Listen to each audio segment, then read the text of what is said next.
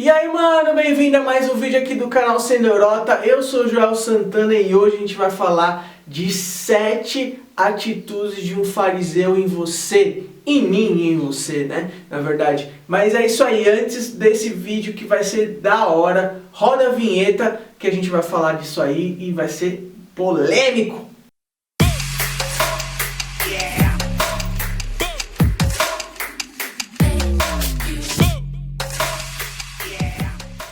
Galera, antes da gente falar de atitudes de um fariseu, a gente tem que saber quem eram os fariseus. Os fariseus eram os religiosos da época, certo? Eram aqueles crentes da época, né? Então esses caras, eles tinham muita dificuldade em aceitar Jesus como ele era, quem ele era. E Jesus tinha muitos embates com os fariseus, porque os fariseus, eles eram religiosos, tinham uma casca religiosa ali, mas eles eram vazios e não receberam Jesus porque não conseguiam compreender, ou seja, a religião atrapalhou os caras de conseguirem compreender e receber Jesus como Salvador. Além de outras coisas, óbvio, de ser plano de Deus e de os caras não reconhecerem que Jesus ressuscitou e de esperarem que ele fosse, né, um Deus político, né, na verdade um salvador político, um governador, um rei político, né, assim como Davi, enfim, blá, blá, blá, blá, blá. Mas aí a gente também vai ver que os caras tinham sim uma série de requisitos que a gente pode aprender que podem, cara, infelizmente estar na minha e na sua vida. Isso é grave. Jesus vai advertir os caras várias vezes, a gente vai falar sobre isso.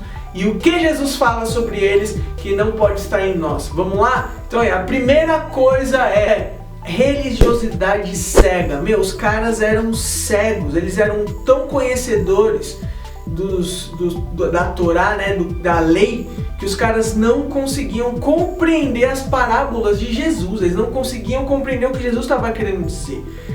Eles eram cegos na religião, nos preceitos, nos conceitos, e muitas vezes a gente é cego também, a gente não consegue enxergar a Bíblia e o que Deus está querendo dizer de forma saudável, e a gente muitas vezes fica impedido de conhecer mais a Deus e de viver de fato saúde no nosso evangelho, porque a gente permite que a religião segue a gente.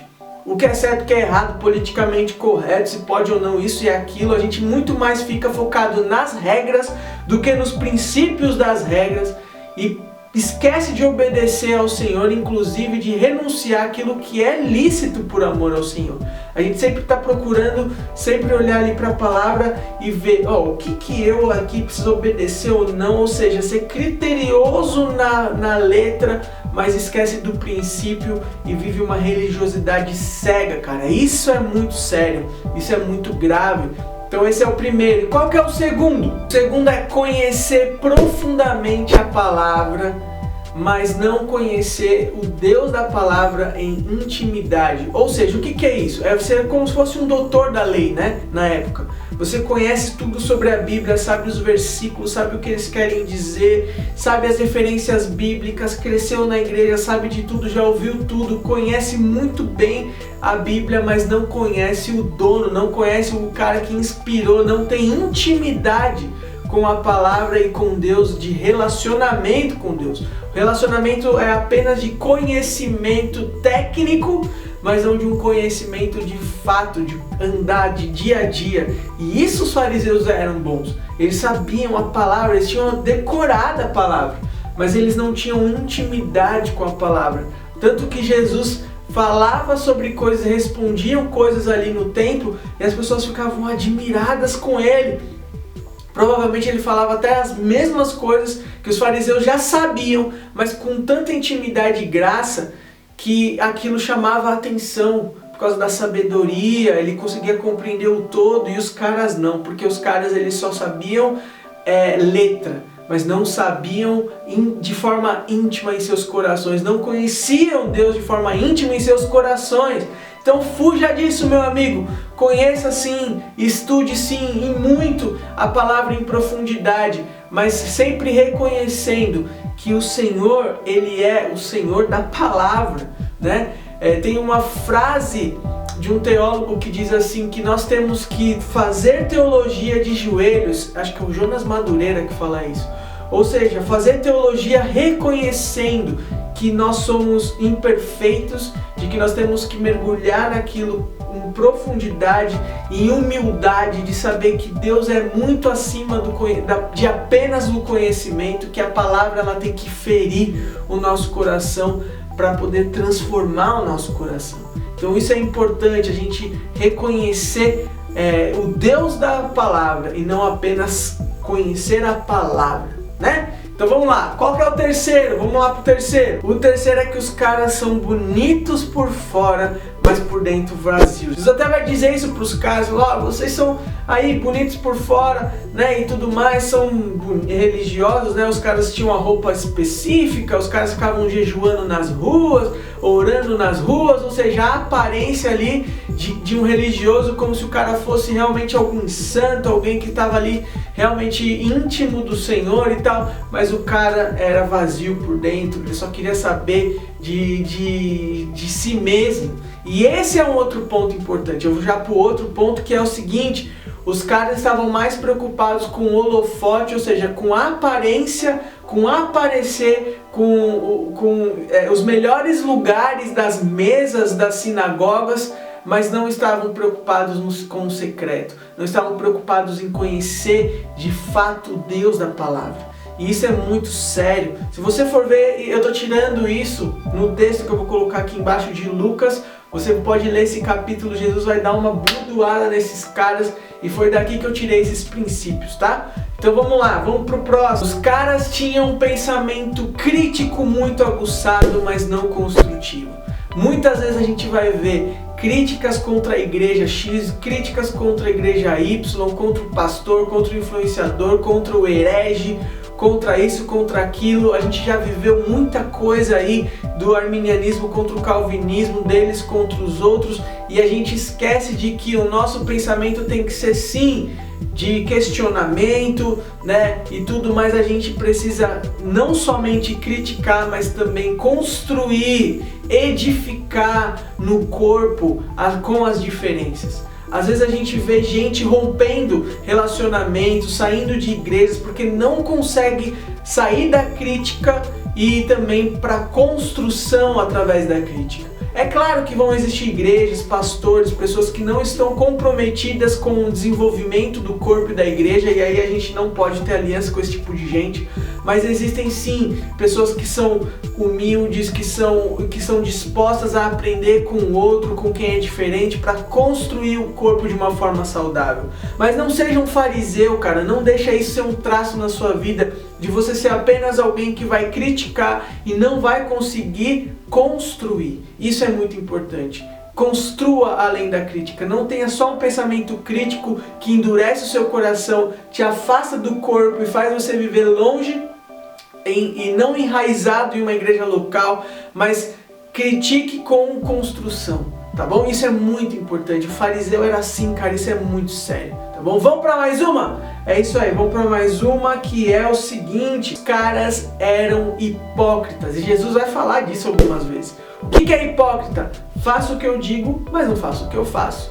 Isso é muito sério, isso é muito religioso, cara. É você saber o que tem que fazer, você orientar alguém, mas você mesmo não fazer. Isso é horrível. A gente não pode, cara, ter isso em nós.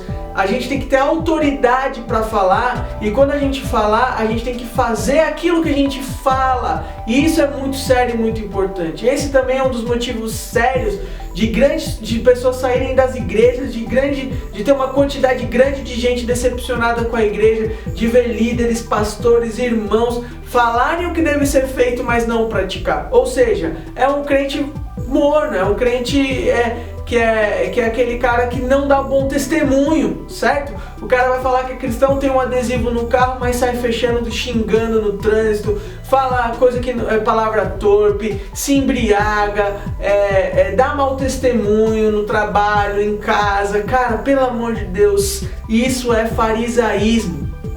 Isso é farisaísmo. Se você é uma pessoa na igreja e é outra fora dela, você é um fariseu. Se você é um crente santo que levanta a mão e canta e ora na igreja, mas desce a mão na sua esposa, é uma pessoa violenta em casa, não tem domínio próprio, não tem controle sobre as suas emoções, não tem controle sobre as suas finanças, não glorifica a Deus com frutos, você é um hipócrita, meu amigo. E tá cheio por aí, cheio de gente que se diz crente, mas não pratica nada do que aprende na igreja, não pratica nada do que aprende com a palavra, não é uma pessoa humilde, não é uma pessoa piedosa. Então, cara, para com isso. Ou você sai, ou você muda radicalmente de vida. Porque isso é um dos motivos graves. Isso é farisaísmo, isso é religiosidade, beleza? Então vamos lá pro último.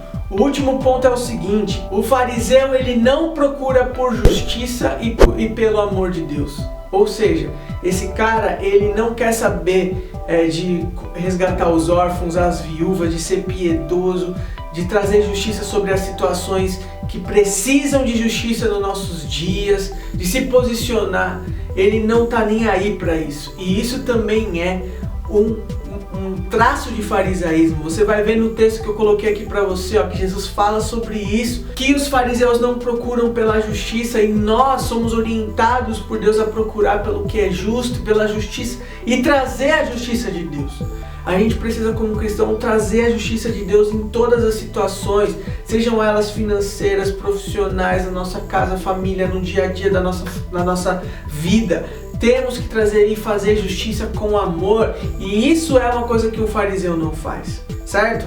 Então eu queria que você pensasse aí, se tem aí no seu coração um ou outro desse traço, muda, se arrependa e viva um evangelho saudável e genuíno como um discípulo de Jesus, transformado dia após dia em sua imagem. Beleza? É isso aí. Se você gostou do vídeo, não esquece de dar o like aqui, ó. Manda o joinha aqui embaixo, porque isso ajuda tanto esse vídeo a ser espalhado pelo YouTube. Se possível, compartilha também no seu WhatsApp, nas redes sociais, com quem você ama, porque a gente quer fazer o evangelho ser levado e expandido para muitas pessoas, tá bom? Galera, é isso aí. Tamo junto. Muito obrigado. Até o próximo vídeo. Valeu!